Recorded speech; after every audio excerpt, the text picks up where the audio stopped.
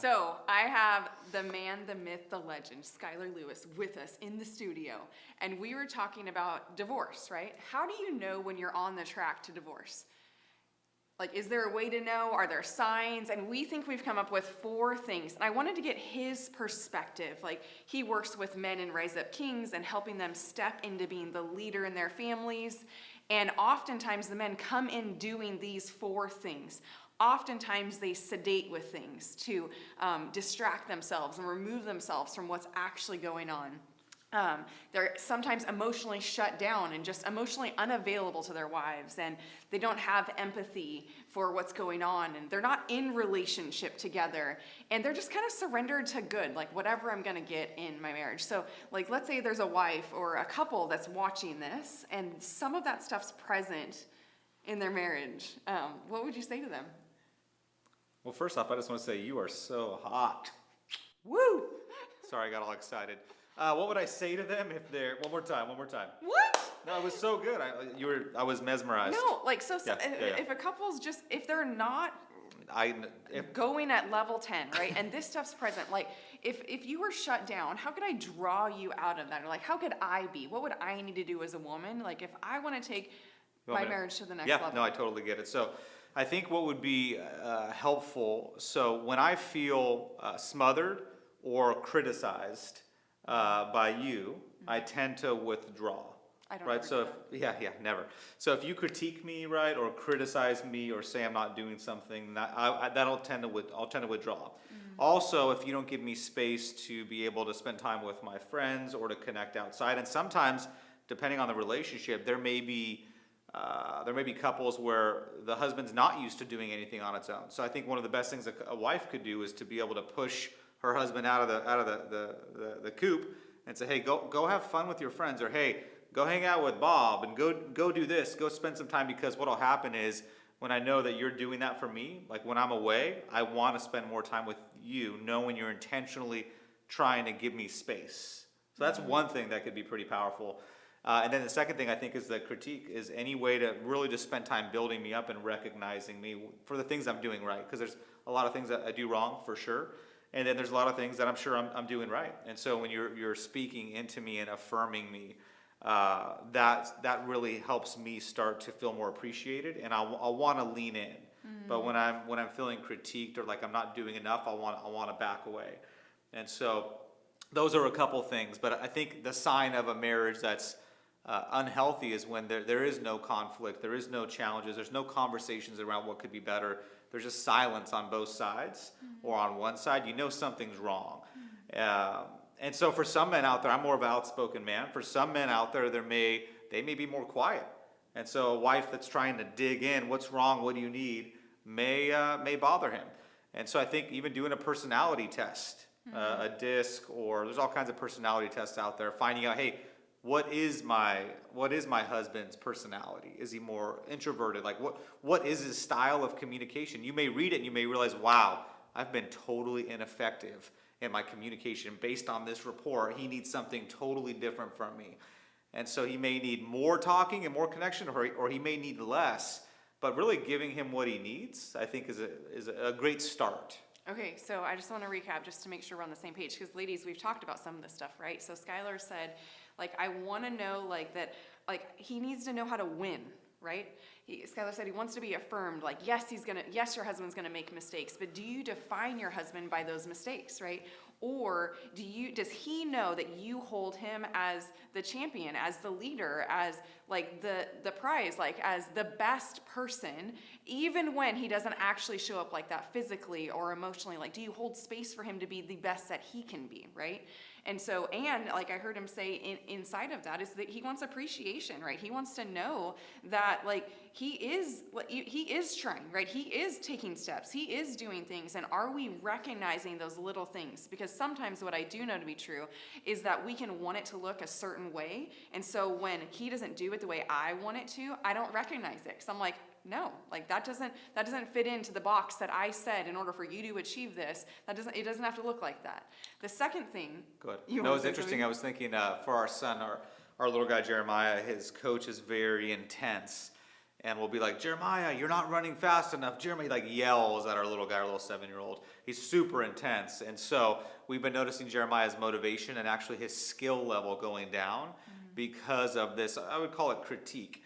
And he doesn't know how to handle the critique. And it's actually causing him to lose confidence and therefore perform at a much lower level than he's capable of. And so what we've noticed, and I had to sit down with him, and I started to affirm him, and I actually gave him affirmations to say, like, I am fast. I'm one of the fastest kids on the team. I'm amazing at football. We gave him affirmations to say over and over and over again to get his mind in the right place. He had his best game last weekend because I intentionally worked at shifting his mindset. So as a man, your man may need some additional affirmation or to really create the space to have him like a spouse-fulfilling prophecy, right? Speak it into existence. Like, babe, you are, so say you're amazing. I love how much time you spend working for us, even if he's working too many hours, right? I just love, and you can be genuine. You love it because of what it does, right? Hey, I'd love you to be home more, and I just love that you're doing that for us and sacrificing for the family. Like, whatever that looks like for you, but that's pretty important for men. And the second thing you mentioned was having time alone, right? But wives would resist that because they're like, hey, if my husband isn't here and isn't present and spends all his time at work, the last thing I want is for him to be gone more, right? I don't want to push him out. Like, I don't want him to go spend time with his friends. I don't get time with my friends. So that's a whole nother topic, right? Because ladies, like, we have to be responsible for our side. Like, and are you taking care of you and making sure you're coming in full? But like, what would you say to that wife hey, my husband works 60 hours a week. I need him home. Like, the last thing I want to do is send him somewhere. Like, what do you have for that? Yeah, I think the best thing that you've done is you've kindly and thoughtfully asked for what you needed, right? It's when you come in hot and say, hey, you're not, yeah, like that, yeah, exactly. So, right, you're not, hey, I'm not getting what I need from you. Hey, you're not spending enough time with me. It's when you do it that way that I want to push back and resist. That's a critique. Yeah. But when you lovingly show up and say, hey, you know what, babe, I love spending time with you. I'm missing that time. I'd love for you to go with your friends, and maybe we could set up a little date night or something, right? When you do it casual like that and soft and more feminine, it creates space for me to want to engage with that. Oh my gosh, the approach is so much. I remember we were in Mexico or something like that, and I was like, okay, babe, I have 30 minutes. Like, let's do this. If we're going to have sex, we're going to do it right now. And he's like, that does not turn me on at all, just so you know.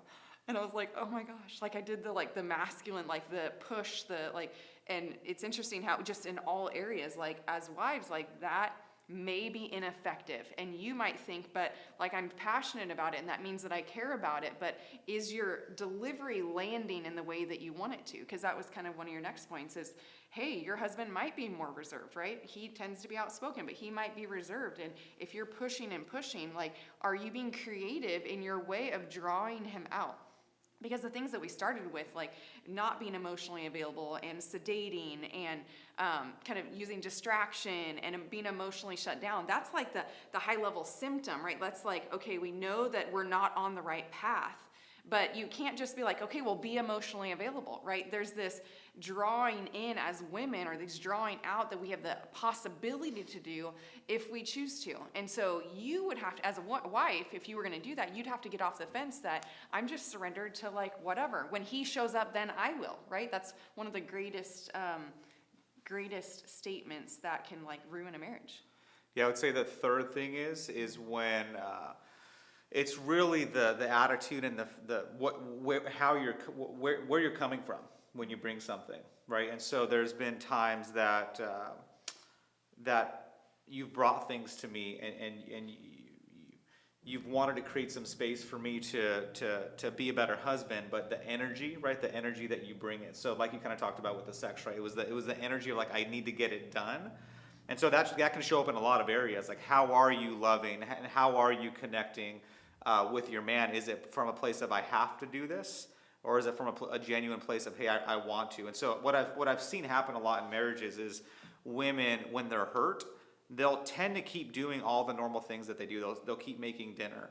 They'll keep doing these things, but then it's not out of a place of love, because then now they're doing it kind of out of a place of I have to do this, and so it's my duty. I can feel it, and men can feel that. And so I think it's important to realize that hey, am I doing this out of like true, genuine love? because, Are you talking about when I burnt your fish? yeah, that was out of anger. She gets really aggressive in the kitchen when she's mad. I have to watch out for flying pans or spoons. No, I'm just kidding. Flying. But so what do men want? They know what I do with my spatulas. We're typically spank the kids. No, I'm just kidding. So typically men, right? We want two things. We want normally sex. Well, we want love, but sex, and then for me, it's food.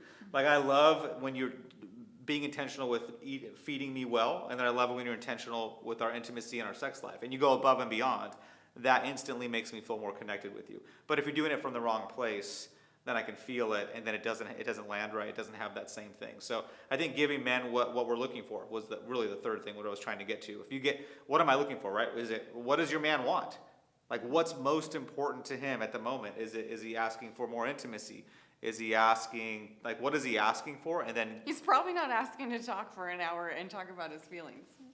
most likely not. Yeah, most likely not. So what does he want? And if you truly desire to grow close to him, it's giving him what he wants also, right? And focusing on that instead of what you want, and then doing it in the right headspace and the right heart space. Yeah, so if any of those resonated, it'd be like, can you go first, right? We've said often that the most emotionally mature person moves first. And so are you willing to be that person? Like, can you choose to lean in, even though you might have some things on the back burner that you want met, right? Because if you can lean in and take your focus off of you and what I'm getting or what I'm not getting and put it onto them, hopefully they'll then at one point wake up and then do the same. Because I feel like we can get off cycles where we're focused on each other, but very quickly, because we've been on cycle together for so long, as I lean in, like we lean in together, and then we're on this just good cycle where we're feeding each other and focused on each other and not focused on what's missing. We're grateful and appreciative for what's there.